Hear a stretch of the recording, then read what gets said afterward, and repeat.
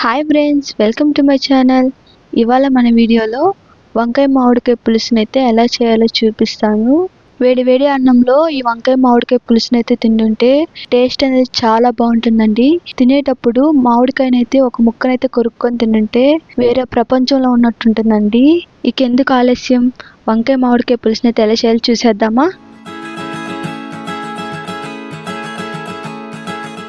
వంకాయ మామిడికాయ పులుసులకి కావాల్సిన వెజిటేబుల్స్ టమాటోస్, ఆనియన్స్, మామిడికాయ, పచ్చిమిర్చి, వంకాయనైతే తీసుకొని నీట్గా కట్ చేసి పక్కన పెట్టుకోవాలి. ఇప్పుడు స్టవ్ ఆన్ చేసి కడాయి పెట్టుకొని అందులో తగినంత ఆయిల్ని అయితే పోసుకోవాలి. ఆయిల్ అనేది వేడయ్యాక అందులో 1/2 టేబుల్ స్పూన్ ఆవాలు, 1/2 టేబుల్ స్పూన్ జీలకర్ర, 1/2 టేబుల్ స్పూన్ మెంతులు అయితే వేసుకోవాలి. పోపు దినుసులు వేసుకున్న వెంటనే సన్నగా తరిగి పెట్టుకున్న ఆనియన్స్ని అయితే వేసేసుకొని ఆనియన్స్ లైట్ బ్రౌన్ కలర్ వచ్చేంత వరకు బాగా వేపుకోవాలండి. ఫ్లేమ్ అనేది మీడియం ఫ్లేమ్లో పెట్టుకొని బాగా వేపుకోవాలి. ఆనియన్స్ అనేటివి వేగుతుండగానే పచ్చిమిర్చి కూడా వేసి బాగా వేపుకోవాలి. ఇది మీడియం ఫ్లేమ్లో పెట్టుకొని ఈ ఆనియన్స్ పచ్చిమిర్చి అయితే బాగా వేపుకోవాలి. ఆనియన్స్ అనేటివి లైట్ బ్రౌన్ కలర్ వచ్చిన తర్వాత అందులోనే తరిగి పెట్టుకున్న టమాటోస్ని అయితే వేసి టమాటోస్ అనేటివి బాగా మగ్గిపోయేంత వరకు అయితే వేపుకోవాలండి.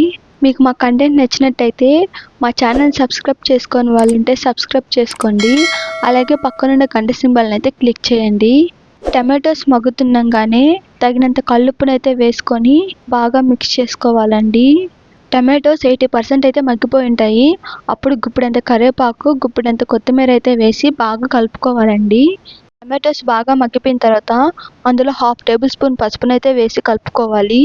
పసుపు వేసుకున్న తర్వాత అందులోనే తరిగి పెట్టుకున్న వంకాయలను అయితే వేసి బాగా వేపుకోవాలండి.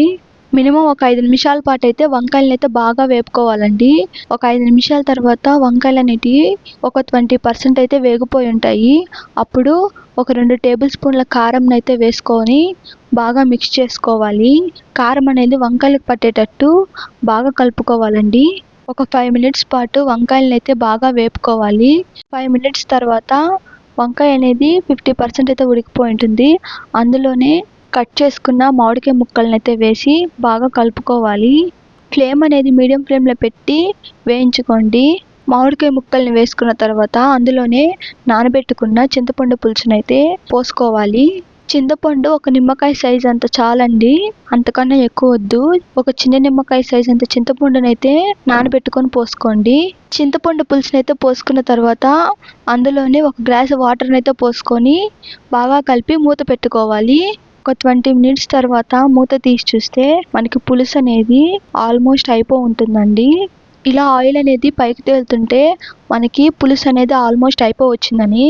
లాస్ట్గా పులుసు అనేది ఉడుకుతుండగానే మెంతుల పొడిని అయితే 1.5 టేబుల్ స్పూన్ అయితే వేసుకొని బాగా కలుపుకోవాలి. ఈ మెంతుల పొడిని అయితే వేస్తే టేస్ట్ అనేది చాలా బాగుంటుందండి. అందుకే అయితే నేను మెంతుల పొడిని అయితే వేసాను. మెంతుల పొడిని వేసి బాగా కలుపుకొని ఇంకొక 5 నిమిషాల పాటు మూత పెట్టి బాగా ఉడికించుకోవాలి. 5 నిమిషాల తర్వాత మూత తీసి చూస్తే మనకి కర్రీ అనేది రెడీ అయిపోతుంది. స్టవ్ ఆఫ్ చేసి బౌల్లోకి సర్వ్ చేసుకోవడమే. ఇంతేనండి, కమ్మనైన వంకాయ మామిడికాయ పులుసు అయితే రెడీ. ఈ వంకాయ మామిడికాయ పులుసుని మీరు ట్రై చేసి ఎలా వచ్చిందో కింద కామెంట్ సెక్షన్లో అయితే కామెంట్ చేసేయండి. మీకు మా వీడియోస్ నచ్చినట్టయితే లైక్, షేర్, సబ్స్క్రైబ్ చేయడం మాత్రం అస్సలు మర్చిపోకండి.